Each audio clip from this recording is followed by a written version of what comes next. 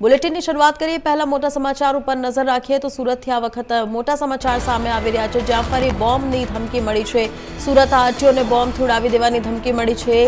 બોમ્બથી ધમકી મળી છે, બોમ્બથી આરટીઓને ઉડાવી દેવાની। સુરત આરટીઓને બોમ્બથી ઉડાવી દેવાની ધમકી મળતા એક મોટા સમાચાર સામે આવી રહ્યા છે। આપણે જણાવી દઈએ કે ધમકી મળતા જ આરટીઓને તરત જ ખાલી કરાવવાનો નિર્ણય લેવામાં આવ્યો અને ખાલી કરાવવામાં આવ્યો। મેલ મારફતે આ ધમકી મેળવવાના આશંકાઓ વ્યક્ત કરવામાં આવ્યા છે। આરટીઓના ટ્રેક ટેસ્ટ પણ બંધ કરાયા છે।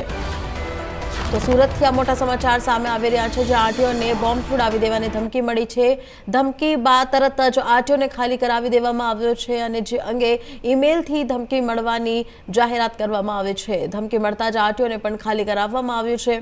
સુરતથી આ ખબર સામે આવી છે, જ્યાં આરટીઓમાં બોમ્બ મારફતે ઈમેલ મારફતે ધમકી મળી છે, જેમાં આરટીઓને બોમ્બથી ઉડાવી દેવાની ધમકી મળતા જ આરટીઓને ખાલી કરાવી દેવામાં આવ્યો છે।